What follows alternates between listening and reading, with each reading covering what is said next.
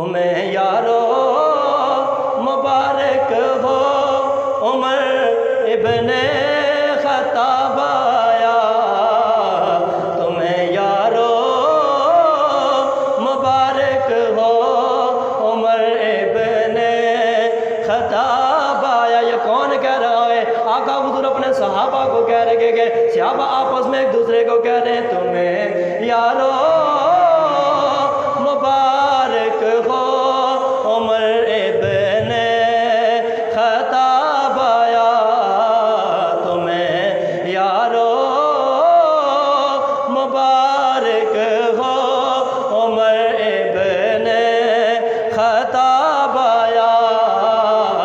خدا سے میں نے مانگا تھا دعاؤں کا جواب آیا۔ یہ کون کہہ رہا ہے؟ کملی والے آقا فرما رہے ہیں خدا سے میں نے مانگا تھا دعاؤں کا جواب آیا، خدا سے میں نے مانگا تھا دعاؤں کا۔ جناب سیدنا فاروق اعظم رضی اللہ تعالیٰ عنہ نے کلمہ پڑھا، میرے آقا حضور سرکار مدینہ نے جناب عمر کا مخاطب فرمایا، عمر کا مخاطب کر کے میرے آقا حضور سرکار مدینہ نے سوال فرمایا۔ شاعر نقشہ کہتا ہے، شاعر کہتا ہے میرے آقا حضور نے فرمایا وہ تھی کیا چیز جو تجھ کو میری محفل میں لائی ہے، وہ تھی کیا چیز جو تجھ کو میری محفل میں لائی ہے۔ اب جناب سیدنا فاروق اعظم رضی اللہ تعالیٰ عنہ نے کیا جواب دیا؟ بارگاہ مصطفیٰ کے اندر عرض کرتے ہیں پڑھی میں نے بہن سے وہ جو تو لے کر کتاب آیا، پڑھی میں نے بہن سے وہ جو تو لے کر کتاب آیا۔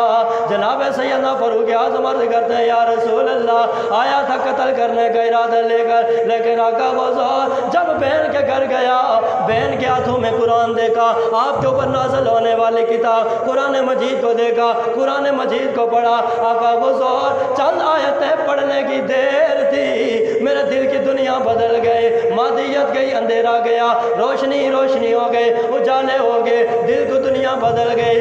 آقا حضور کا قرآن دیکھنا تھا، قرآن پڑھنا اور سننا تھا، آقا حضور پروگرام چینج ہو گیا، ارادہ چینج ہو گیا۔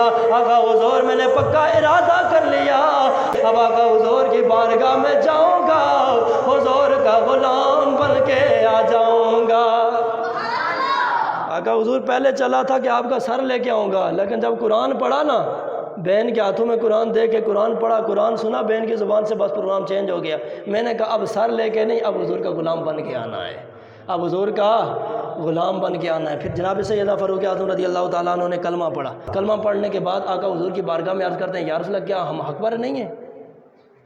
کیا ہم حق پر نہیں ہیں؟ ہمارا دین سچا نہیں ہے، قرآن سچا نہیں ہے؟ آقا حضور نے فرمایا سب کچھ سچا ہے۔ عرض کرتے ہیں یا رسول اللہ اگر سچے ہیں تو پھر ہم چھپ چھپ کے عبادت کیوں کریں، ہم چھپ چھپ کے تلاوت کیوں کریں، ہم چھپ چھپ کے تبلیغیں کیوں کریں، دار ارقم کے اندر محدود چار دیواری کے اندر رہ کے ہم تبلیغ کیوں کریں، دین کی بات کیوں کریں؟ آقا حضور ہم کھلم کھلا باتیں کیوں نہ کریں، کھلم کھلا ہم عبادت کیوں نہ کریں، کھلم کھلا ہم تبلیغ کیوں نہ کریں، کھلم کھلا ہم تلاوت کیوں نہ کریں؟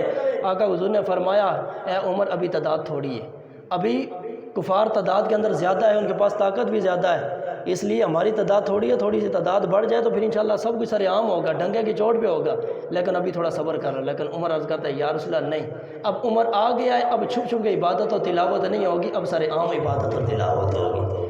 زور لے آخو سبحان اللہ۔ اب چھپ چھپ کے نہیں ہوگی بلکہ اب سر عام ہوگی۔ کہ شاعر اسی کا نقشہ کھینچتا ہے، شاعر اسی کا نقشہ کھینچتا ہے، جناب عمر کی بات کی عکاسی کرتا ہے، نقشہ کھینچتا ہے۔ شاعر کہتا ہے جناب سیدنا فاروق اعظم رضی اللہ تعالیٰ عنہ بارگاہ مصطفیٰ کے اندر عرض کرتے ہیں میرے اسلام لانے سے یہ چھپ کر